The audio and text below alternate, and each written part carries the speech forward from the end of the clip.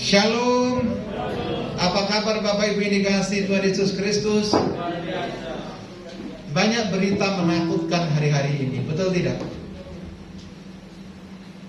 Kemarin ada press conference yang dinyatakan secara resmi bahwa 53 patriot Indonesia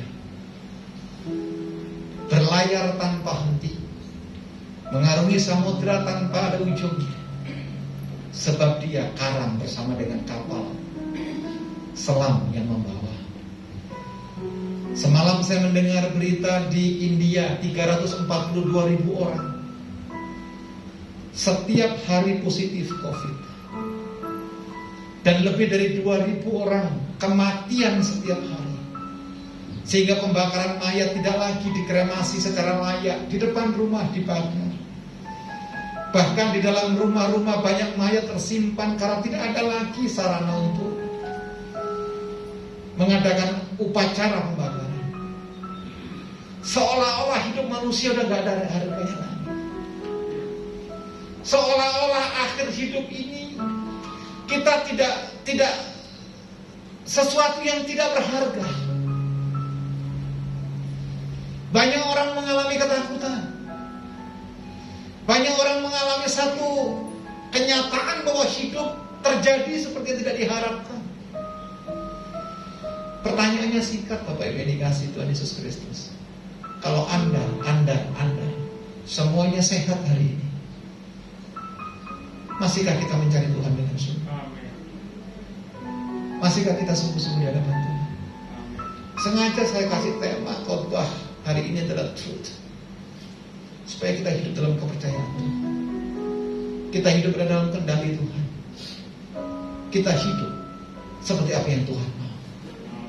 Amin Bapak Ibu. Tugas saya sebagai pendeta, tugas saya sebagai gembala, tugas saya sebagai hamba Tuhan mengantarkan Bapak Ibu untuk mengerti akan firman Tuhan, untuk saudara hidup seperti yang Tuhan mau. Tetapi sekali lagi, pilihannya di tangan saudara.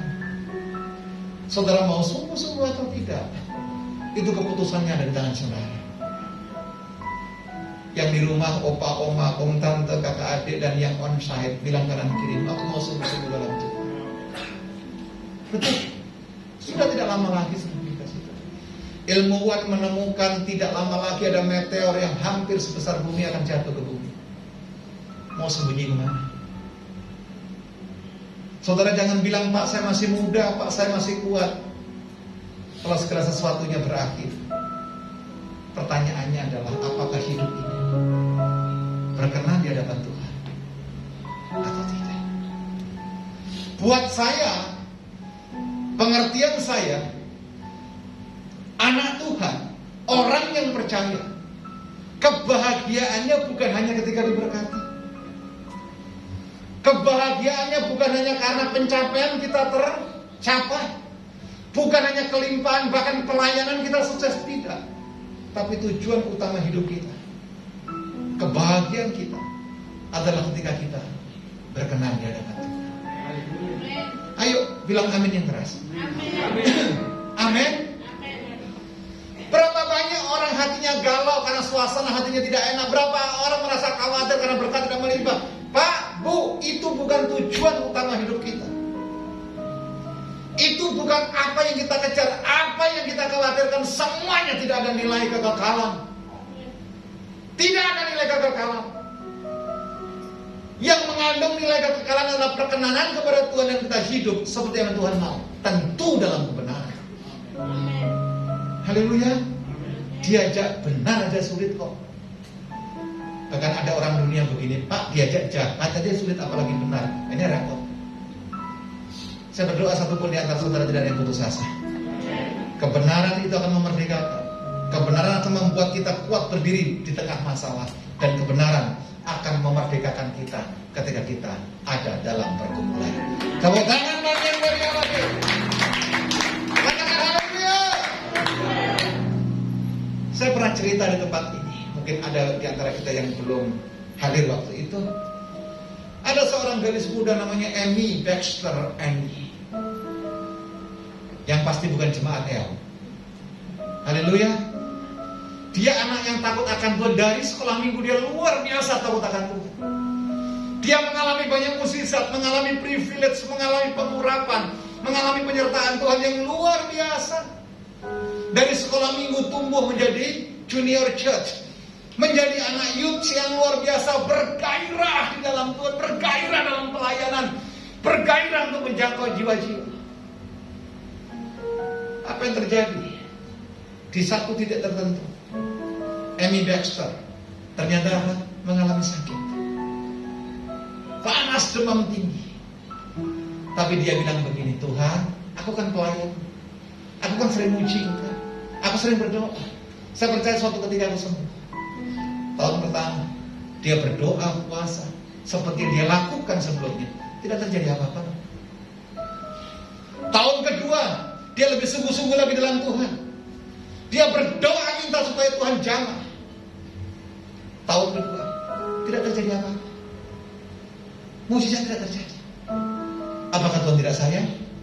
Saya mau katakan, Tuhan tetap sayang apapun keadaan saudara. Amen. Tahun ketiga saudaraku, dia berdoa puasa, sedikit agak ngancam sama Tuhan. Tahun ini Tuhan, aku mau sembuh. Tahun ketiga sembuh. Enggak. Tahun keempat dia cari hamba-hamba Tuhan yang katanya punya pengurapan, yang katanya punya kuasa untuk menyembuhkan. Saya bilang saudaraku, hamba Tuhan hanya dipakai sebagai alatnya. Kesembuhan tetap milik Tuhan. Amin. Ya. Salah satu jemaat kita sekarang ada di rumah sakit UI. Sudah hampir 2 minggu belum pulih, tapi kita berdoa pulih karena COVID-19, karena komorbid. Saya berdoa, saya bilang kemarin, Tuhan tetap sama, Dia masih memberikan mujizat buat kita. Amin. Saudaraku, ternyata Amy Baxter selama 4 tahun gak terjadi kesembuhan. Tahun kelima dia ultimatum Tuhan. Tuhan, kalau tahun kelima aku ikut katakan dan tidak terjadi kesembuhan, satu jawaban saya, tidak lagi Tuhan. Orang yang rajin, orang yang hebat, orang yang dapat mukjizat, betul tahun kelima dia tidak sembuh. Dan Amy ini tinggalkan Tuhan. Tinggalkan Tuhan. Sudah tahu pengikutnya? Hari ini termasuk di Indonesia, pengikutnya lebih dari 5 juta orang. Siapa gerakan yang dilakukan? Christian Science. Amy cuma melihat tanpa science firman, just true story. Pak, Bu yang dikasihi Tuhan Yesus Kristus, menurut saya betapa gagalnya hidup Kristen ketika kita tidak hidup dalam kebenaran dan tidak hidup lagi dalam kepercayaan dalam Tuhan. Betul tidak? Kalau firman yang perkataan Tuhan tidak kita percaya, saudara mau percaya sama siapa lagi? Haleluya. Buat saya tidak akan ada kebenaran dalam hidup seseorang kalau orang itu tidak takut akan Tuhan. Yang pertama. Yang kedua, tidak akan ada kebenaran dalam hidup seseorang kalau orang itu tidak percaya dengan firman Tuhan. Saya harap saudara paham. Amin. Gembala sidang mengingatkan semua pembicara untuk berbicara tentang akhir zaman. Saya berbicara buat saudara dan saya yang ada di rumah, yang online. Saya berbicara supaya kita mempersiapkan kedatangan Tuhan untuk kalian berdua. Tepuk tangan dulu buat Tuhan. Kita buka 2 Tawarik pasal 24 dari ayat 1. Ketika saya persiapkan firman ini, saya bilang, Tuhan, jauhkan saya dari sifat seperti ini. Coba lihat, ada seorang raja yang 7 tahun sudah menjadi raja. Anaknya Hans berapa tahun? 2 tahun. Oh, saya pikir udah 7 tahun belum ya. Coba lihat ini. 2 Tawarik pasal 24 ayat 1 dan seterusnya. Saya kalau mengupas atau belajar perjanjian lama, saya suka cita, karena banyak pelajaran yang saya dapatkan. Yoas berumur berapa? 7 tahun loh, belum 70 tahun. 7 tahun, masih sekolah minggu. Pada waktu ia menjadi apa? Raja. Dan 40 tahun lamanya ia memerintah di Yerusalem. Usia cuma 32 tahun. Dia 40 tahun. Nama ibunya ialah Sibtia dari Beersheba. Ayat yang berikutnya di bawahnya. Ayat yang kedua. Yoas melakukan apa yang benar di mata Tuhan selama hidup mentornya, yaitu Yoyada. Yoyada mengambil 2 istri bagi dia dari mereka, dan ia mendapatkan anak laki-laki dan perempuan. Ayat keempat. Kemudian Yoas bermaksud untuk membawa rumah Tuhan. Dan seterusnya ayat ini memberikan pengertian bahwa Yoas yang takut akan Tuhan memerintah Yerusalem dengan takut akan Tuhan. Berarti kebenaran ada atas hidupnya. Pak, Bu, lihat saya sebentar. Ini agak berat. Yoas mengalami dan menjalani hidupnya pertama dengan takut dengan Tuhan. Amin. Mengawali hidupnya takut dengan Tuhan, menjalani takut dengan Tuhan. Tapi maaf, di tengah jalan dia mengalami masalah yang luar biasa. Kebenaran tidak lagi atas hidupnya. Hati-hati dengan berkat yang dipercayakan kepada saudara. Hati-hati dengan kekayaan yang saudara dapatkan. Hati-hati dengan kedudukan yang saudara dapatkan. Hati-hati dengan ketenaran yang saudara dapatkan. Kalau kita nggak sungguh-sungguh hidup dalam kebenaran, saudara akan terpeleset kok. Coba deh, ini bulan yang suci, banyak sekali kesaksian tentang apa? Orang yang meninggalkan Yesus. Betul tidak? Banyak sekali. Pak, pertanyaannya begini loh, apakah ada keselamatan di luar Tuhan? Saya mau katakan tidak. Betul? Saudara mungkin bisa mengejar kedudukan, saudara mungkin bisa mengejar kekayaan, saudara mungkin bisa mengejar ketenaran. Tapi kalau Tuhan tidaklah dalam hidupmu, yang engkau kejar itu sifatnya sementara, karena kekekalan hanya ada dalam Yesus Kristus. Yuk, tepuk tangan bagi Allah kita. Haleluya. Nah, saudara, ini kasih Tuhan Yesus Kristus. Tapi coba lihat sekarang Tawarik 24 ayat yang ke-20 sampai 22. Ayat 20 dulu. Oke. Coba lihat. Lalu Roh Allah menguasai Sakaria. Siapa Sakaria? Anak Yoyada. Siapa Yoyada? Mentor daripada Yoas. Siapa Sakaria? Anak dari Yoyada. Berarti tongkat estafet keimaman itu turun atas Sakaria. Anak Imam Yoyada, ia tampil depan raja dan berkata kepada mereka, beginilah firman Tuhan. Mengapa kamu melanggar apa? Wow. Mengapa kamu melanggar perintah-perintah Tuhan sehingga kamu tidak beruntung? Oleh karena kamu meninggalkan Tuhan, ia pun meninggalkan apa? Pak, Bu, catat ini. Anda lupakan Tuhan, Tuhan juga lupakan saudara. Anda tinggalkan Tuhan, Tuhan tinggalkan saudara. Ini hukum Tuhan. Betul? Makanya sedikit agak merinding bulu kuduk saya ketika saya WA. Kenapa tidak ke gereja? Sorry Pak, nanti kalau ingat saya ke gereja. Siapa kita? Betul nggak? Sementara nyawa saja kita nggak tahu kapan berakhir. Halo? Ada amin? Yang di rumah ada sukacita, haleluya. Ayat 21. Tolong bawanya. Tetapi mereka mengadakan apa? Persepakatan terhadap siapa? Siapa dia ini? Sakaria. Ditolak, dihina, bahkan ada pembunuhan berencana. Wah, ini jahat. Ini jahat. Dan atas perintah raja mereka melontari Sakaria dengan batu di pelataran rumah Tuhan. Ayat 22. Raja Yoas tidak mengingat kesetiaan yang ditunjukkan Yoyada, ayah Sakaria itu terhadap dirinya. Ia membunuh anak Yoyada itu, yang pada saat kematiannya Zakaria berseru, semoga Tuhan melihat dan apa? Ada Alkitab bilang begini, pembalasan itu bukan hak saudara, penghakiman itu bukan milik saudara. Oh, gak ada amin ya? Agak berat ini. Saudara mungkin sempat, atau saya deh, atau kita deh, pernah menyakiti hati orang lain. Mungkin Anda gak mendapatkan efeknya, tapi ingat loh, Tuhan ada tutup mata. Suatu ketika apa yang kau tabur pasti kau Tuhan. Saya jawab pasti.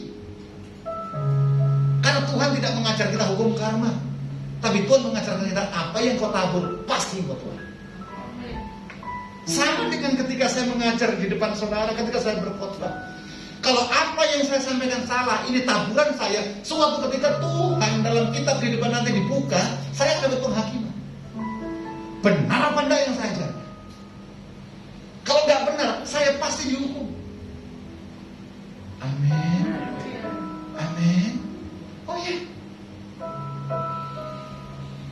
Sesuatu yang dilakukan dengan baik, sesuatu yang dimulai dengan baik, dijalankan ketika mentornya yang namanya Yoda hidup, semuanya baik-baik saja. Tetapi ketika panutan itu hilang, ketika mentor itu hilang, hasilnya berbeda. Saya mencatat beberapa hal. Kenapa Yoas dibenci oleh Tuhan?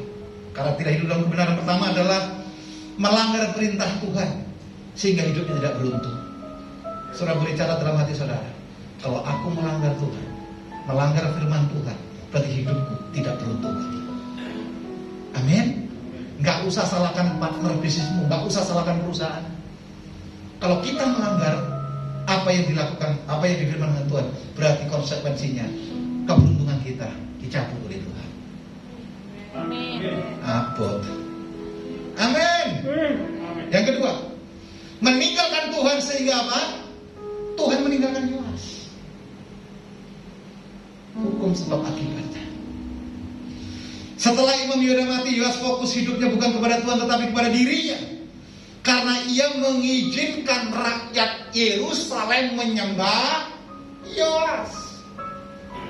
Jadi kiblat Yoas bukan lagi kepada Allah Bapa, tetapi rakyatnya dicondongkan hatinya untuk menyembah manusia raja.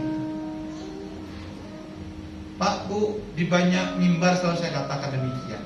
Jangan pernah kau kagum berlebihan kepada hamba Tuhan. Karena hamba Tuhan itu manusia. Dan manusia punya potensi untuk menyakiti, mengecewakan. Tapi kalau Anda menyembah Allah yang hidup, Allah yang saudara sembah adalah Tuhan yang tidak pernah mengecewakan. Tepuk tangan panjang bagi Allah. Katakan haleluya. Coba lihat sebagai akibat ketika hidup tidak dalam kebenaran. Nah ini inti persoalan yang mau saya sampaikan buat saudara. Saya berdoa saudara akan share ibadah ini biar banyak orang tidak tersesat jalannya. Biar kita balik kepada panggilan ilahi dan kita hidup dalam kebenaran firman Tuhan. Amin. Saudaraku, sebagai akibat dan konsekuensi dari tindakan Yoas yang menolak teguran Tuhan, ada 3 hal. Yang pertama, Tuhan tidak lagi melindungi Yoas. Saya ulangi sekali lagi. Tuhan tidak lagi melindungi Yoas. Artinya pagar perlindungan Tuhan atas Yoas itu terbuka. Selubung yang seharusnya Yoas terima, karena dia tidak lagi hidup dalam kebenaran Tuhan, mulai robek. Dan kuasa yang bukan daripada Tuhan dengan gampang menari-nari atas kehidupan Yoas. 2 Tawarikh 24 ayat yang ke-23. Coba lihat. Pada pergantian tahun tentara Aram ini musuh, maju menyerang Yoas dan masuk ke Yehuda dan Yerusalem.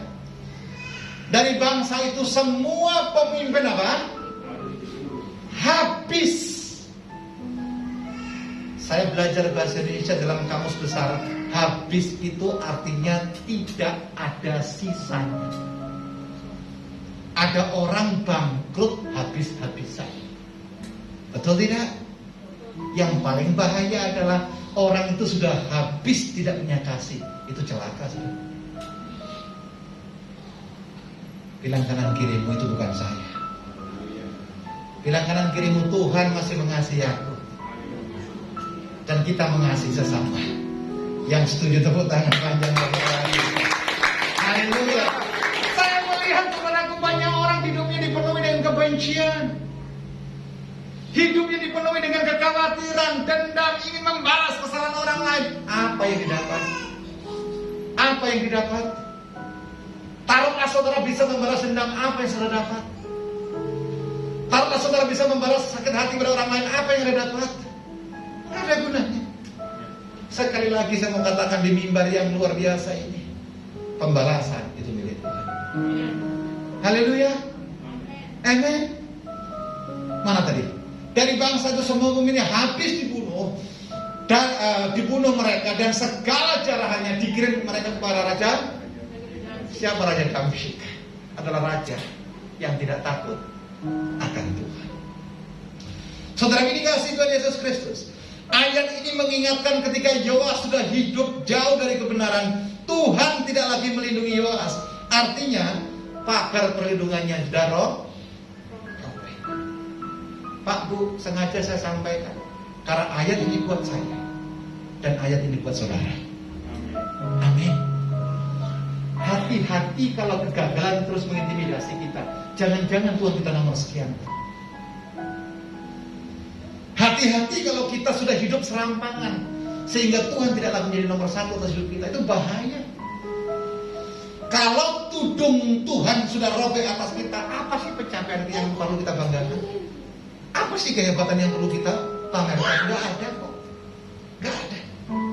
Bahkan Amsal bilang apa? Hari ini kok ada, besok tidak ada. Hidupmu sama seperti uang. Betul? Saudara pernah lihat bunga bakung? Saya jamin belum, karena saudara belum ke Israel. Haleluya. Bunga bakung itu bagusnya luar biasa. Salomo saja dalam kemegahannya tidak menggunakan, tetapi ingat, besok udah dibuang. Betul? Gak usahlah kita membangga-banggakan apapun pencapaian kita, emas, perak, intan, berlian, dan pecahan kaca. Yakinlah kita berharga ketika kita hidup di dalam Tuhan. Amin. Amin. Mungkin hari-hari ini kau bermasalah dengan dirimu, bermasalah dengan hatimu. Saudara bilang begini, Tuhan jaga hatiku. Tuhan tidak akan pernah menjaga hati saudara. Dengar dan catat baik. Tuhan tidak punya kewajiban menjaga hati kita. Shock sedikit. Terus siapa Pak yang menjaga hati kita? Kita sendiri. Kita sendiri. Makanya Alkitab bilang apa? Jagalah hatimu dengan segala kuas. Dari sana terpancar apa? Jadi jangan suruh-suruh Tuhan jaga kita, Tuhan jaga hatiku. Enggak. Tuhan gak jaga hati kita. Saudara yang jaga hati saudara. Yang mengerti tepuk tangan bagi Alkitab. Yang kedua, catatan kedua, Tuhan tidak memberikan kemenangan kepada Yoas. Artinya Tuhan tidak lagi menjamin dan menyertai Yoas. Pak, Bu, kalau saya berjalan saja di kawal Bung Domingus, kan badannya beliau besar, pasti saya merasa aman, merasa gagah. Ini manusia loh. Apalagi Tuhan pencipta langit dan bumi yang menjaga kita. Kalau Tuhan di pihak kita, siapa lawan kita? Oh, sih kan lawan. Betul tidak? Satu malaikatnya nyembur saja, Sodom dan Gomora hancur. Betul? Tapi apa yang terjadi dengan Yoas ketika dia meninggalkan kebenaran? 2 Tawarikh pasal 24 ayat yang ke-24. Walau tentara Aram itu datang hanya apa? Sedikit orang, namun Tuhan menyerahkan tentara yang sangat besar kepada mereka, karena orang Yehuda telah meninggalkan Tuhan Allah nenek moyang mereka. Demikianlah orang Aram melakukan penghukuman kepada siapa? Pak, Bu, lihat saya sebentar yang di rumah. Opa, oma, om, tante. Tidak jarang orang Kristen jatuh bukan karena perkara-perkara besar. Betul tidak? Banyak orang jatuh hanya karena perkara-perkara sepele. Perkara apa? Tidak dihargai. Perkara seperti apa, Pak? Tidak diajak salaman. Perkara apa, Pak? Ketika salaman wajahnya gak lihat saya, dia lihat ke tembok. Perkara apa, Pak? Yang lainnya dapat paha ayam, kenapa saya dapat ceker? Perkara-perkara sepele seperti ini. Betul nggak? Ada orang gak mau ibadah, kenapa? Aku kecewa sama si A. sama si A, bereskan sama si A. Kenapa Tuhan dikorbankan? Betul tidak, saudara? Oh Pak, saya nggak mau call lagi, saya malas ketemu dia. Kalau malas ketemu dia, Anda nggak boleh malas ketemu Tuhan. Ayo dong, jangan pura-pura nggak dengar. Amin. Ya. Kalau kita belum diberkati, jangan salahkan Tuhan. Jangan salahkan partner bisnis. Jangan-jangan ada yang salah dengan kita. Haleluya. Makanya hiduplah dalam kebenaran, supaya Tuhan tetap membentengi kita dan menyertai kita. Tepuk tangan.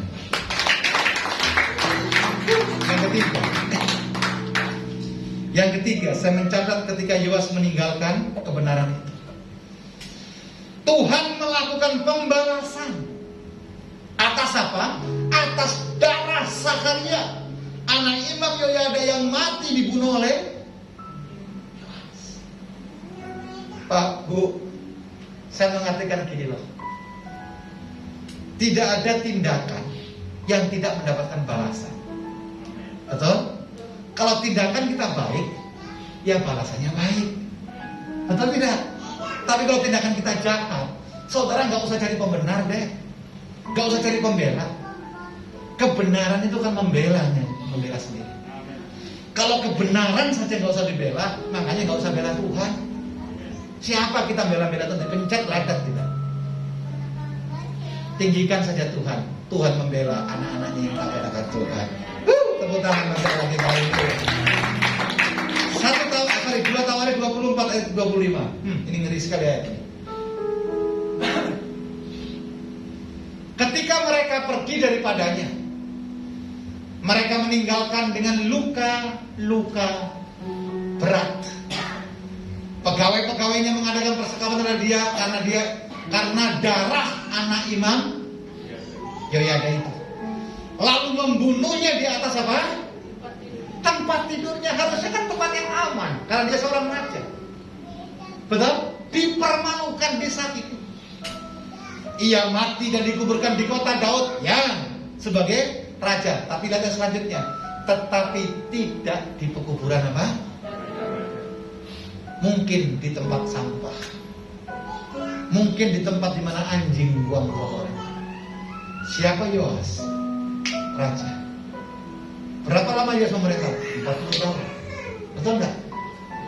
Siapa Yoas? Orang yang takut akan Tuhan ketika Imam Yoyada. Betul? Siapa Yoas? Yang terus keberuntungan ketika dia takut akan Tuhan. Tetapi ketika dia berani meninggalkan Tuhan, tetapi ketika Yoas berani menyakiti mentornya, imamnya, Allah yang membalas darah daripada Zakaria. Amin. Pak, itu kan perjanjian lama, Pak. Itu kan orang. Pak, Bu, kalau engkau tidak membalas kejahatan dan kejahatan, Tuhan bertindak buat saudara. Amin. Ya. Ini adalah hukum Tuhan. Makanya dalam perjanjian baru apabila engkau tempelan dipukul. Ya. Pipi kirimu kasih yang kanan. Tapi bukan berarti nanti di jalan nih tempelan, enggak begitu. Kalau engkau diizinkan disakiti hati orang lain, alasan apa kita membalas menyakiti? Kalau kita dinodai orang yang dalam tanda kutip dikhianati, alasan apa kita mengkhianati orang lain? Amin. Kalau kita sudah menabur kebaikan ternyata dibalas dengan kejahatan, alasan apa kita menabur balas? Betul? Tapi sebaliknya, kalau engkau berbuat baik, tidak usah menurut orang, aku sudah berbuat baik sama Lulu, apa balasan? Tidak usah. Tidak usah. Semua perbuatanmu dicatat dalam kitab kehidupan. Suatu ketika engkau akan mendapatkan pahala yang luar biasa. Yang setuju tepuk tangan bagi Allah. Tepuk tangan lebih baik bagi Allah kita. Katakan haleluya. Apa yang terjadi pada Yoas? Sesungguhnya memberikan peringatan bagi kita supaya kita jangan meninggalkan Tuhan dan hidup harus dalam kebenaran. Amin. Pak, Bu, ada catatan yang perlu saudara catat.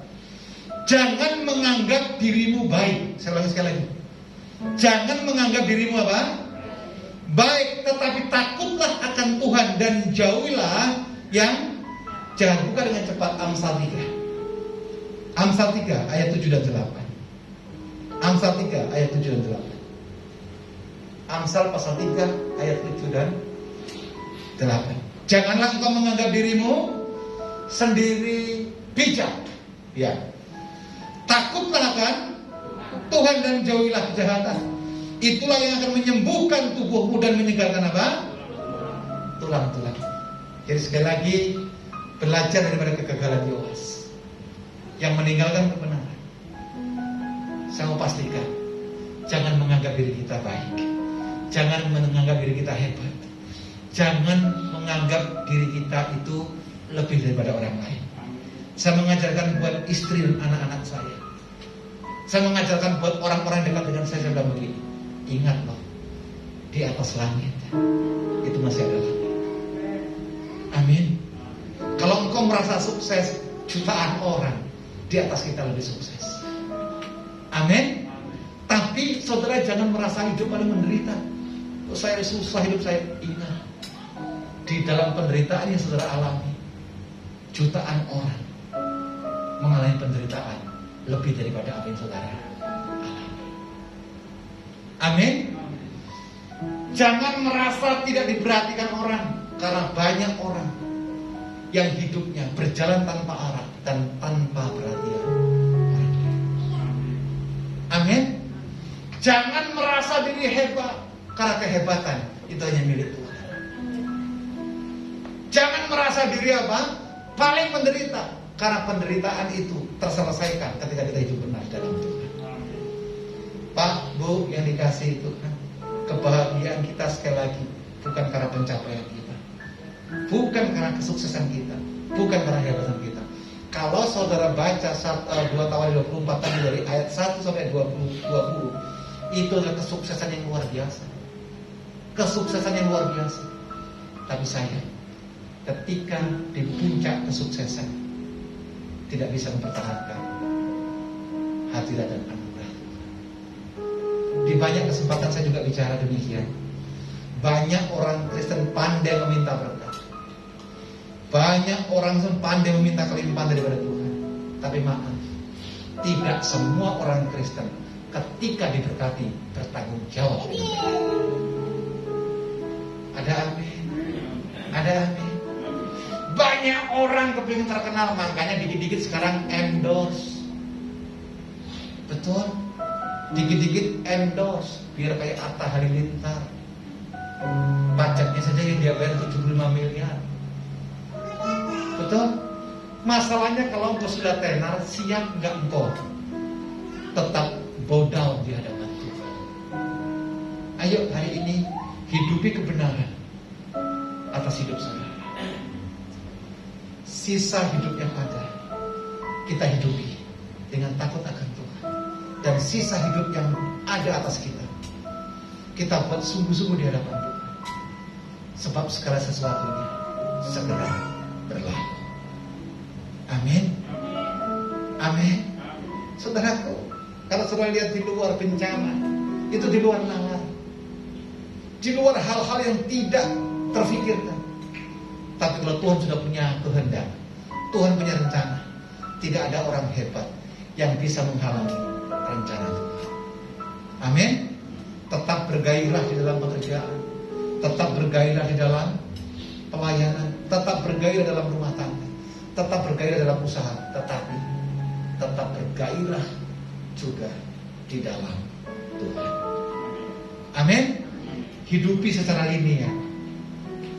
Mencari Tuhan nomor 1, mencari berkat tentu, tapi jangan lupa segala sesuatunya itu berasal daripada Tuhan. Tuhan Yesus berkata. Tepuk tangan bagi Allah. Sekali lagi buka tangan di hadapan Tuhan. Ku nyanyi Hosana bagi Rajaku, bagi Rajaku yang dulu. Bintara aku muliakan dan Tuhan.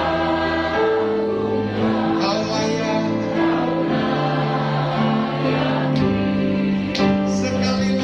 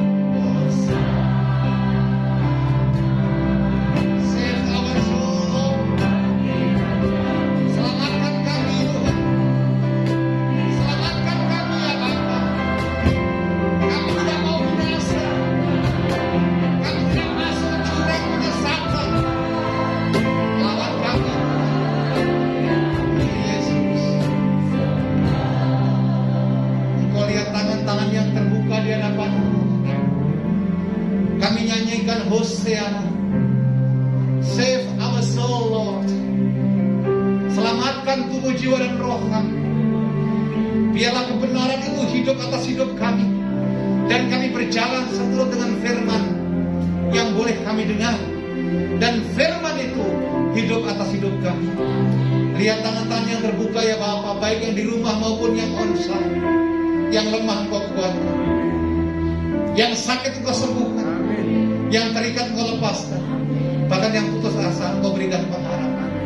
Terima kasih, hamba-Mu selesai berbicara, hamba-Mu telah sampaikan isi hatimu.